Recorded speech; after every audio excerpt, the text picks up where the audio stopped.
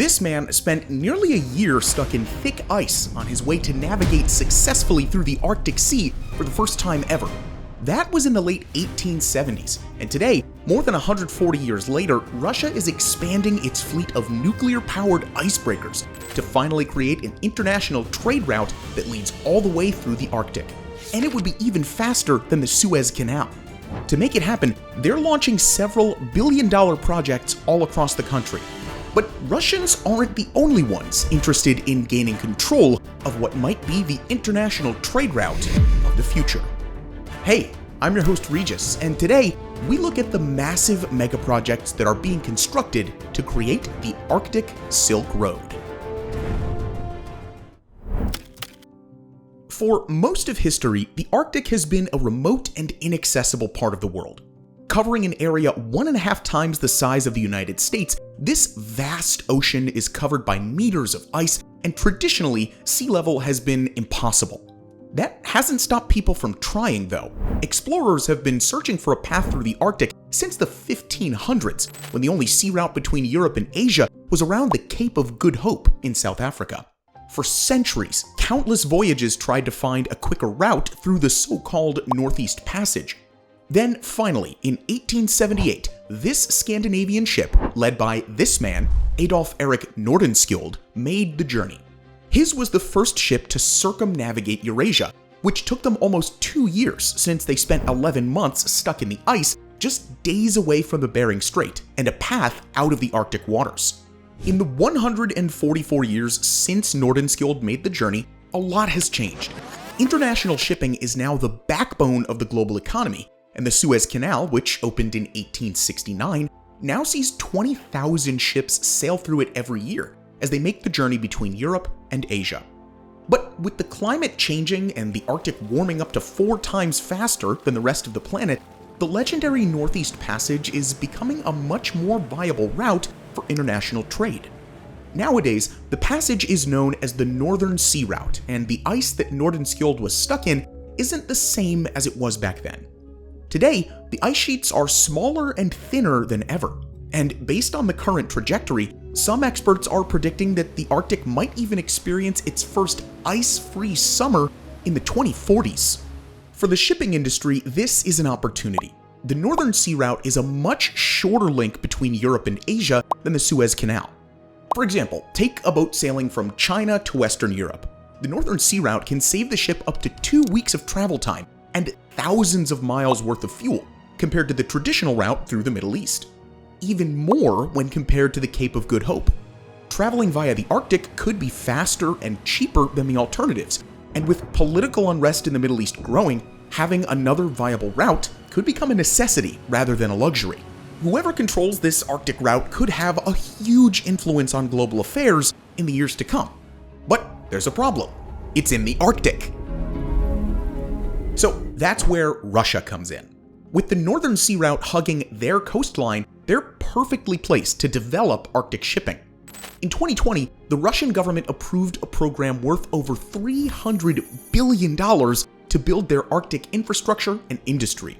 We're talking ports, power plants, pipelines, airports, even whole towns. The scale of it all is honestly insane, and you might be thinking that it seems like overkill just to service passing ships.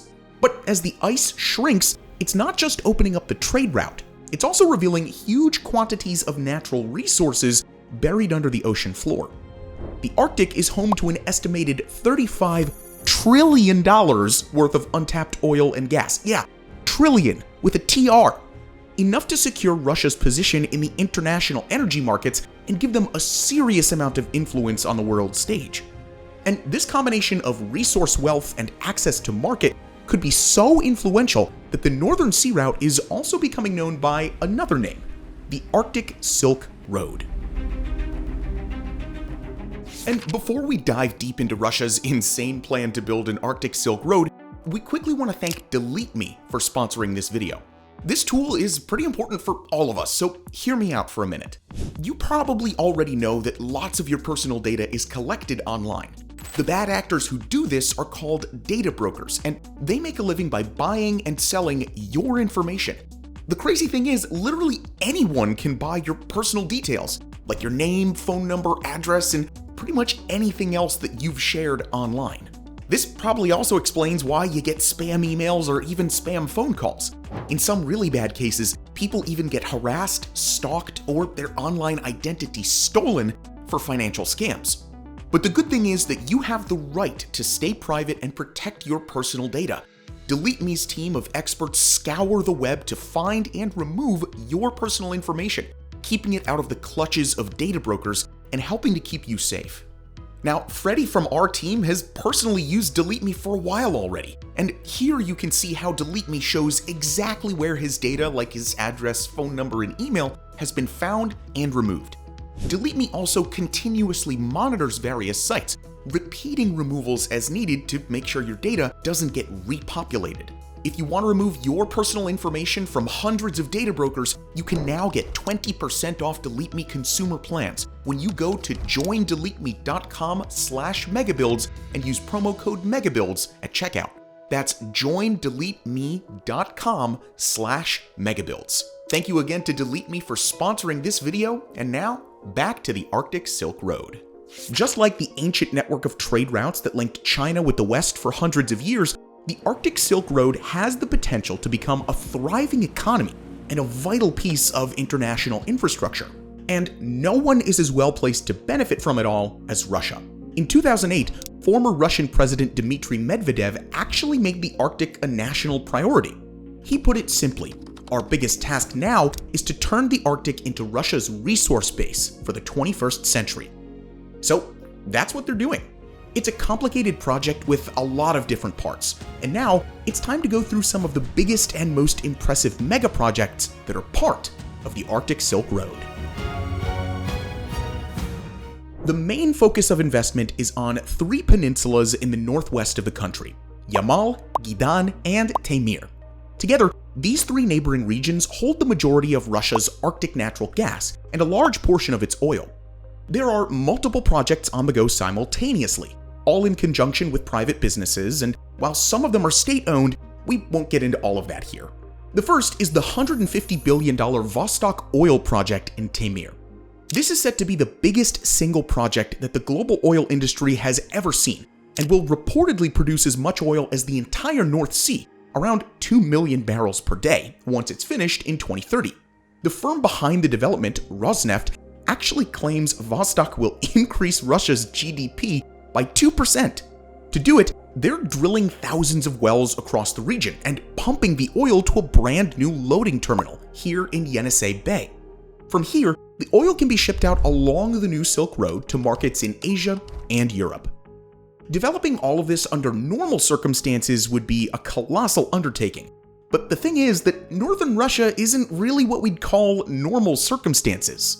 In winter, the temperature rarely gets above -30 degrees Celsius. Ferocious winds blow all year round, and storms are pretty common. With conditions like these, very few people actually live there, so building a project like Vostok Oil requires a lot more than just the oil infrastructure itself to be successful. That's why 2 airports, a power plant, and 15 villages are also being built, just to make the whole project possible in the first place. It's crazy ambitious, and as regular MegaBuilds viewers have probably already guessed by now, it's behind schedule. The freezing temperatures have made construction difficult. 2 major investment partners left after Russia invaded Ukraine in 2022, and Rosneft replaced the head of the project earlier this year. In a financial statement from March, Rosneft noted that only about a third of the pipelines used to funnel oil to the terminal were actually finished. The port was supposed to start shipping later this year, but looking at the current state of things, we're very doubtful that any oil will actually set sail in 2024. Vostok is one of the most high-profile projects of the whole master plan. It should form a solid economic base for trade along the Northern Sea Route and show other industries that Arctic transport is now a real option. So delays have a big effect on how Russia can sell the Arctic Silk Road to the rest of the world. That being said, 300 kilometers further west, a flagship natural gas project is already underway. Yamal LNG, a $27 billion extraction and processing project, began operating in 2017, and with over $4 billion worth of shipments sent to Europe this year alone, Yamal is by far Russia's most productive LNG facility. While Yamal isn't anywhere near as big as Vostok Oil is set to be, its success is still really important for the Arctic project. It's already bringing in valuable revenue to invest in other projects and set an example for Arctic shipping. But building it out on the frozen ground was anything but easy. Construction contractors Vinci had to get creative to build the 4 enormous cryogenic tanks used to store the LNG. They used over 3,000 piles, which are basically just long pillars bored into the ground, to support them. And they fitted every single one with a thermostabilizer, which can keep the permafrost underground at below -5 degrees Celsius for 50 years. That might sound strange, but frozen ground is the base for construction in the Arctic, and if it starts to thaw, the foundations can become unstable. They even had to pay special attention not to heat the ground too much as they drilled into it. So far, there haven't been any problems, and Yamal LNG is an example for other developments across the region. In fact, the project's success set the scene for a second LNG development about 60 kilometers away, on the other side of the Gulf of Aab. There, Arctic LNG-2 has been under construction since 2019 at a cost of $21 billion. Arctic LNG-2 was originally designed to be even bigger than Yamal, with 3 state-of-the-art gravity-based structure platforms planned to store the natural gas. Now, that might sound like something out of a sci-fi movie, but what it really means is huge concrete tanks that are placed on the bottom of the ocean and held down by gravity alone. For these kinds of structures to work, they need to be really, really heavy. A second platform was towed in earlier this year, but there are mixed reports as to whether or not the third installation will actually go ahead. International sanctions have caused severe problems in the project's supply chains. Arctic LNG-2 already had to suspend activities on the first platform in April, just 4 months after it became operational, because they couldn't secure enough Arctic-ready carriers to ship the LNG. In April, Reuters confirmed that the third platform might be kept at the assembly site in Murmansk, where the warmer waters don't require specialized ships. And that actually brings us to what might be the most incredible part of the whole Arctic Silk Road project: the ships. You see, oil and gas installations are essential for Russia's long-term economic goals, and they form the foundation on which the Arctic Silk Road will grow. But they're all dependent on having ships that can cut a passageway through the ice and bring the fuels to market. And as we discussed earlier, traveling through the Arctic Ocean is far from easy, even in today's warmer conditions. That is why Russia is in the process of building a whole new fleet of Arctic vessels. Ultimately, there will be 100 new ships added to the ranks, including specialized cargo ships, support vessels, and, most importantly, a new set of nuclear-powered icebreakers. These ships are freaking incredible. They have 2 nuclear reactors buried within the hull of the ship, can operate in -50 degrees Celsius conditions, and can run 24 hours a day for up to 7 years at a time before the fuel needs to be reset.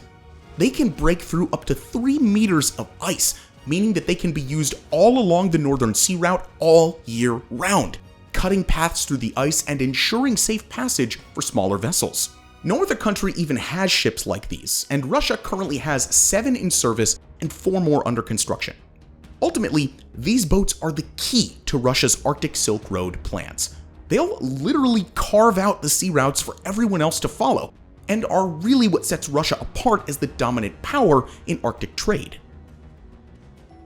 Okay, we've covered quite a lot here, but believe it or not, that's actually just the tip of the iceberg. There's honestly just too much to discuss in one video, so we've chosen the topics that we think are the most interesting.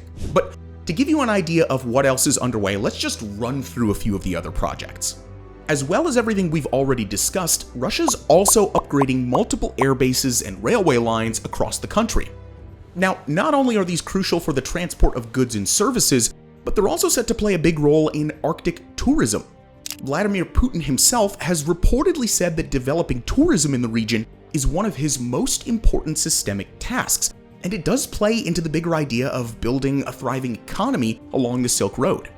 We looked into it, and in case you're wondering, a 2-week tour of the Taimyr Peninsula could set you back a cool $8,000.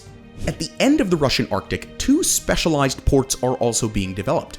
These hubs, one in Murmansk and one in Vladivostok, we'll be able to take goods off of the custom-made Arctic ships and transfer them onto normal ones, which will go to markets in Europe and Asia. And finally, Russia's also laying a 12,000-kilometer, $800 million communication cable under the sea.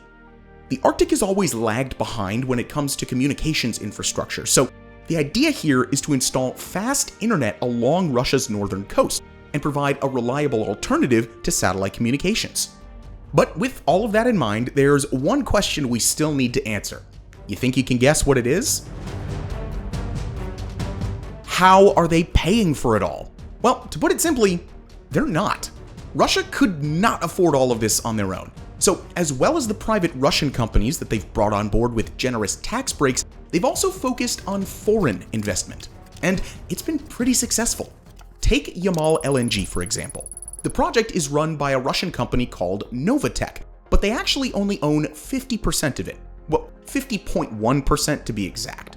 The rest is owned by China and French energy giant Total. And this is the case for many of these projects. Or rather, it was, until all of this. Russia's invasion of Ukraine, dating back to the annexation of Crimea in 2014, has brought harsh economic sanctions down on the country. And many foreign investors have pulled out or suspended their involvement in Russian projects. Exodus of major international companies is underway in Russia. Several multinational companies are pulling out or suspending business in Russia following its invasion of Ukraine. As a result, Russia has become more dependent on one particular investor, one that's less worried about the sanctions: China. China is very interested in the Arctic. They actually call themselves a near-Arctic nation and have been open about their desire to invest in the far north. They see an Arctic Silk Road as a logical continuation of their Belt and Road Initiative, which, in case you don't know, is a Chinese megaproject to rebuild the original Silk Road with land and sea networks across Europe, Africa, and Asia. With China heavily invested in Russian Arctic infrastructure, some people in the West are worried that the two will ultimately be able to use their control over the far north for geopolitical advantage. The Northern Sea Route could give Russian or even Chinese ships direct access to Europe and North America. And with Russia's unprovoked aggression in Ukraine, the West is nervous about what they might do with a strategic advantage in the far north. Though we won't know the geopolitical consequences of the collaboration for a while yet, and chances are that how international relations develop in the Arctic will depend on how they develop elsewhere in the world. If the war in Gaza spreads across the Middle East, shipping companies will be forced to look for alternative routes, and Russia wants to be in position to benefit from that. For them, securing the trade route and resources buried underneath it means establishing themselves as the gatekeepers of Arctic trade. So, what do you think about Russia's plans in the Arctic? Are they too ambitious? Let us know in the comments below. And if you want to get your data removed from the internet, make sure to try Delete Me with our link in the description to get 20% off. Thanks again to Delete Me for sponsoring this video, and we'll see you in the next video.